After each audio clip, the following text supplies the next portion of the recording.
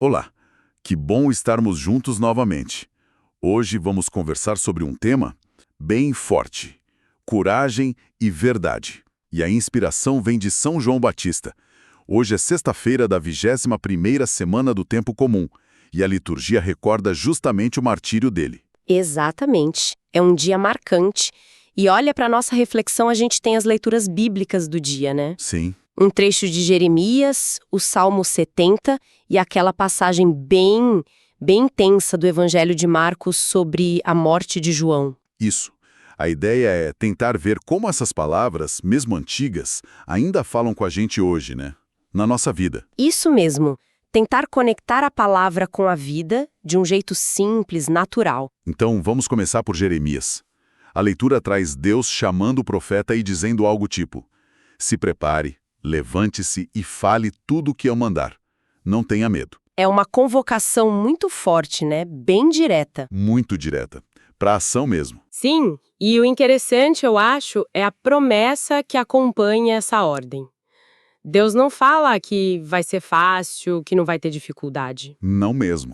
mas Ele garante: eu te farei como cidade fortificada, coluna de ferro, muralha de bronze. Quer dizer, Uhum. a coragem não é só da pessoa, sabe? Ela vem dessa confiança em Deus que sustenta. O profeta, no fundo, é um porta-voz? E como isso bate na gente hoje em dia, né? Quantas vezes a gente sente aquele receio Aham. de falar o que pensa, de defender um valor, seja no trabalho, em casa, na comunidade, por medo do que os outros vão achar, da rejeição. Sim, o medo de se prejudicar, aquela tentaçãozinha de ficar quieto, né? Pra não arrumar confusão. Exato. É muito real isso. Talvez um sinal concreto pra gente pensar durante a semana seja justamente esse. Onde é que o medo tá me paralisando? E aí, quem sabe, buscar uma pequena oportunidade, uma brecha, para testemunhar um valor. Com delicadeza, claro, mas com firmeza. Confiando nessa força que, como diz Jeremias, não é só nossa. É um bom exercício. Bom, seguindo para as leituras, a gente chega no Salmo 70.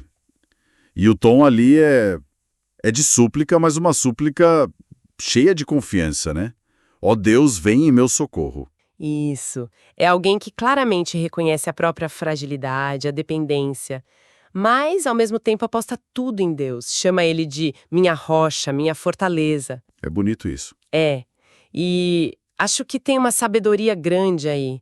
Reconhecer que a gente precisa de ajuda, que não somos autossuficientes. É libertador, né? Sem dúvida. E a fé nesse salmo parece que se alimenta muito da memória. O salmista diz: vós me ensinastes desde a minha juventude.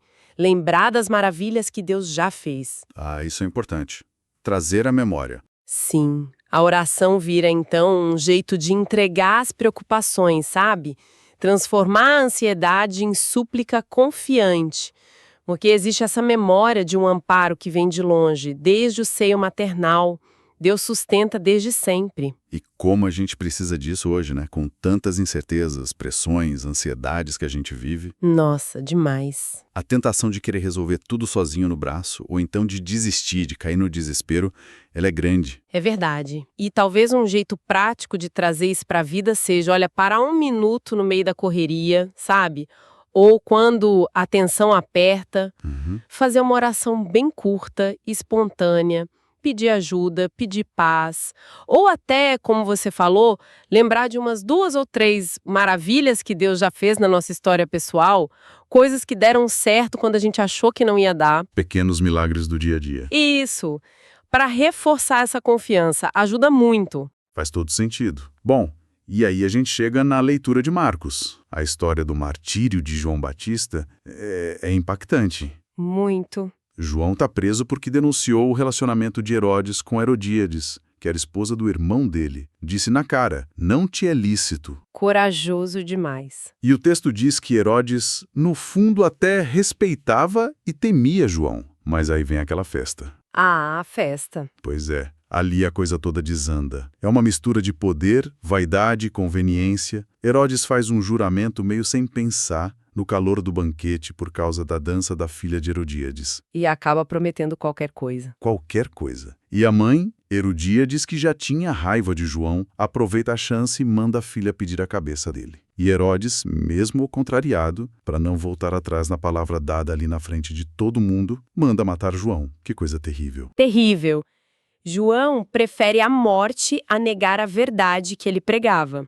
A coragem dele incomodava demais os poderosos. A verdade não era negociável para ele. E essa festa perversa contrasta tanto com a ideia do banquete do reino, né? Total.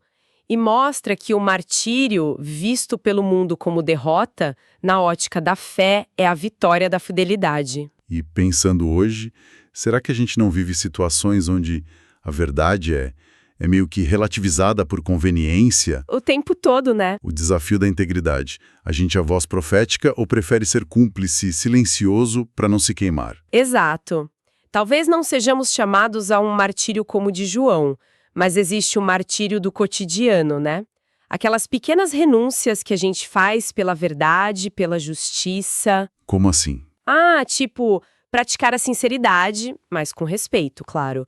Quando for preciso expressar uma convicção com amor, mas com firmeza. Evitar aquela fofoca no café, aquela mentirinha social que parece inofensiva, sabe? Não ser complacente com uma injustiça que a gente vê no trabalho, na família.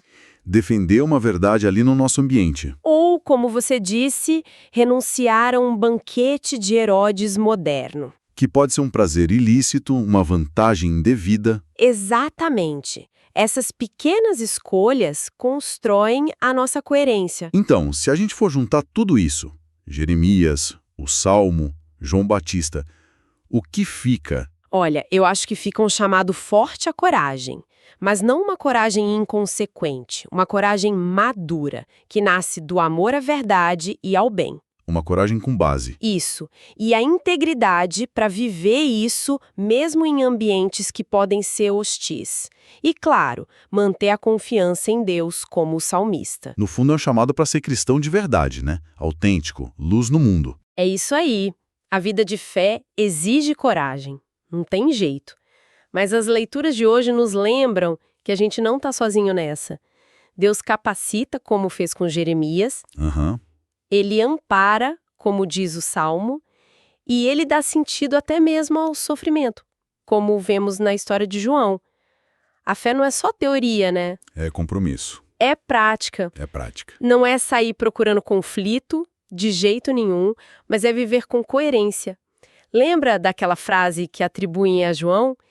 É preciso que ele cresça e eu diminua? Talvez o caminho seja por aí. Uma bela síntese. Que esse testemunho de São João Batista possa animar a todos nós, sabe? Inclusive quem talvez se sinta um pouco afastado, a viver com mais transparência, a ser instrumento da justiça, da paz, da misericórdia de Deus. Com certeza. E fica talvez uma pergunta para a gente levar para a nossa reflexão pessoal. Qual seria? Como é que a gente pode, hoje, cada um no seu lugar, preparar os caminhos do Senhor? Talvez não precise ser com grandes atos heróicos, né? Mas começando no nosso próprio coração. Nas pequenas coisas. Nas pequenas escolhas do dia a dia, nos nossos relacionamentos, como podemos ser sinais concretos da verdade e do amor de Deus onde a gente estiver? No trabalho, em casa, com os amigos? É uma ótima pergunta para a gente ficar pensando. E se essa nossa conversa, essa reflexão tocou de alguma forma quem está nos ouvindo, fica o convite. Curta, compartilhe suas impressões aí nos comentários, como essa palavra ressoa na sua caminhada, o que ela te inspira a fazer. Seria ótimo ouvir. Maravilha, muito obrigado pela partilha hoje. Eu que agradeço. Um grande abraço a todos e até a nossa próxima reflexão.